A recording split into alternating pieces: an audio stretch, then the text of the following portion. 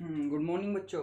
तो देखिए हम कर रहे हैं, क्या कर रहे हैं बच्चों, हम class 10th maths chapter number 3 दो चर वाले रैखिक समीकरण युग्म pair of linear equation in two variables.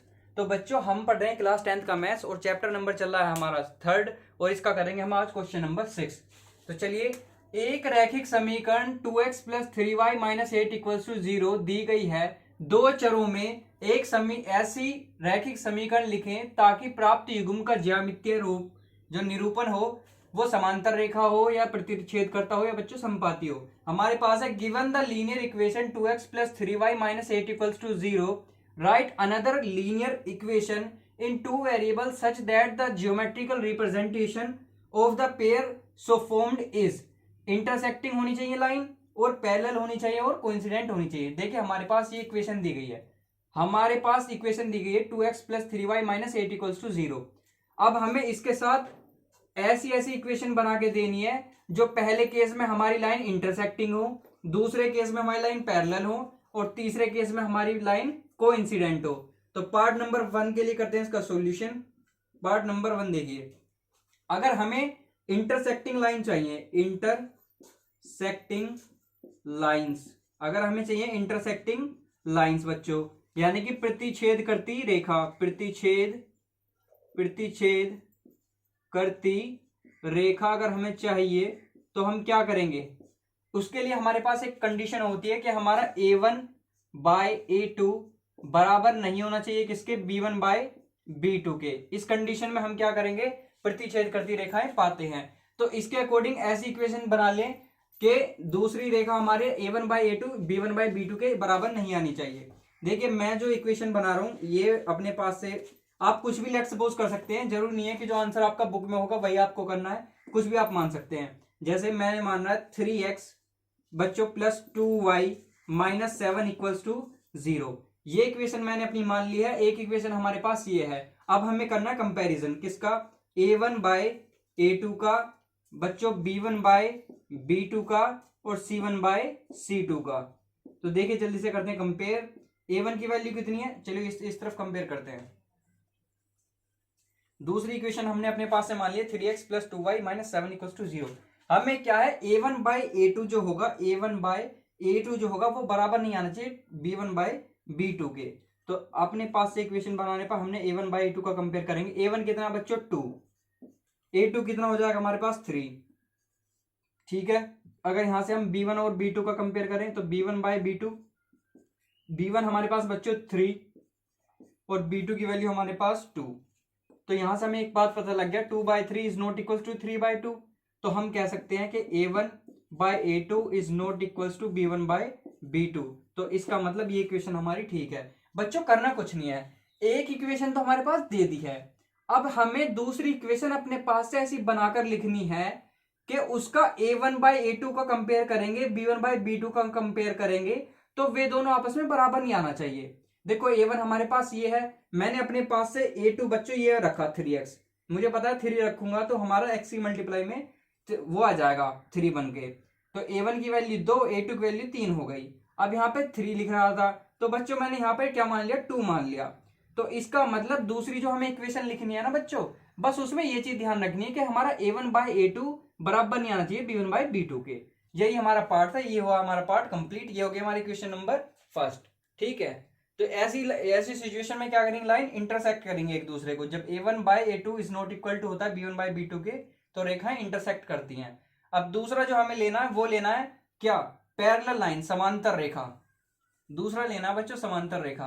बस मैं इक्वेशन को छोड़ता हूं, बाकी सब रफ करता हूं।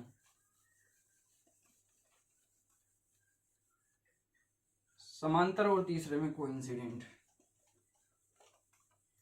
दूसरे पार्ट में बच्चों हमसे बोला गया है कि रेखाएं क्या होनी चाहिए, पैरेलल होनी चाहिए। सेकंड पार्ट में हमसे बोला है कि जो हमारी लाइंस हो वो क्या हो बच्चों, पैरेलल हो। क्या हो, पैरेलल। पैरेलल मतलब रेखाएं समांतर होनी चाहिए। हमें पता है अगर भैया जी किसी संख्या को हमें, मतलब किसी रेखा को हमें अगर समांतर बिठाना है तो उसके लिए हमारे पास एक चीज होनी चाहिए कि a1 बाय a2 बराबर होना चाहिए भैया जी किसके, b1 बाय b2 के, पर बराबर नहीं होना चाहिए किसके, c1 बाय c2 के। ये बराबर नहीं होना चाहिए। तो ठीक है, a1 बाय a2 को फिक्स करेंगे पहले हम। अब देखो मैं अपने पास से लेट सपोज मैं क्या मान लूं, कुछ भी देखो, a1/a2 रखो, हमारे पास ये तो हो गया 2x प्लस 3y माइनस 8। ठीक है बच्चों, एक तो हमारे पास ये है। मैंने दूसरी इक्वेशन अपने पास से सपोज कर ली, हमें a1/a2 बिठाना है, 4x मान लिया, क्या मान लिया 4x। ठीक है, प्लस बच्चों मैं 6y रख लूं, क्या रख लूं 6y, और नॉट इक्वल्स टू यहां पे रख लो कुछ भी 9 रख लो। इक्वेशन नंबर सेकंड, ये मैंने इक्वेशन नंबर सेकंड अपने पास से बनाई है।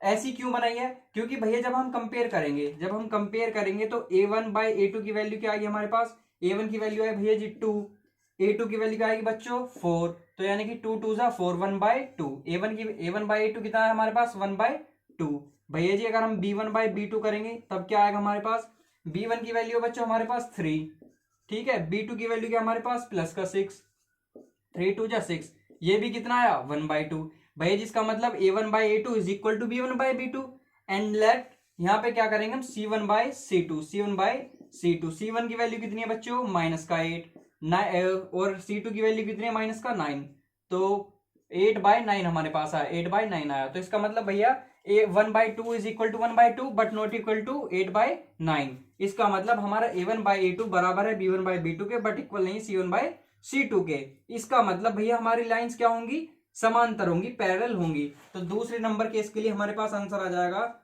4x plus 6y minus 9। बच्चों जो आंसर बुक में दे रखा है जरूर नहीं है कि वही आपको करना है, आप कोई सी भी ऐसी इक्वेशन लिख सकते हैं, बस उसमें आपको क्या बनाना चाहिए, समांतर बन जाना चाहिए। तो ये हमारे पास सेकंड नंबर का आंसर आ गया। अब करते हैं हम इसका थर्ड पार्ट। बच्चों अब देखेंगे हम कोइंसिडेंट लाइंस। कोइंसिडेंट लाइन मतलब संपाती, कोइंसिडेंट लाइंस बच्चों। कोइंसिडेंट लाइंस बनाने के लिए यानी कि संपाती रेखाएं, इनका भी बच्चों एक रेशियो होता है। संपाती रेखाओं के लिए क्या होता है भाई जी, हमें पता है अगर हमारा a1/a2 बराबर आ जाएगा b1/b2 के, बराबर आ जाएगा c1/c2 के, तो इस कंडीशन में हम बोल देंगे कि हमारी रेखाएं क्या है, संपाती हैं। अब हमें क्या करना है, दूसरी जो बच्चों इक्वेशन बनानी है, जो अपने पास से इक्वेशन लिखनी है, हमें ऐसी बनानी है जिसमें ये तीनों केस हमारे क्या आ जाए, तीनों केस हमारे क्या आ जाएंगे इक्वल। तो देखो मैं बनाता हूं, एक तो हमारे पास 2x प्लस 3y माइनस 8 है, सारों में 1/2 1/2 1/2 बना लो। तो थर्ड नंबर की जो इक्वेशन बनाऊंगा मैं, ये देखो 4x, क्या बच्चों 4x प्लस 6y और माइनस का 16 इक्वल्स टू 0। ये मैंने थर्ड इक्वेशन बनाई है। ऐसी क्यों बनाई है भैया जी, देखो a1/a2 अगर हम कंपेयर करेंगे बच्चों, तो a1 कितनी वैल्यू, a1 की वैल्यू भैया जी 2, a2 की वैल्यू 4, इसके बाद b1 कितना है बच्चों, b1 की वैल्यू 3 और b2 की वैल्यू 6।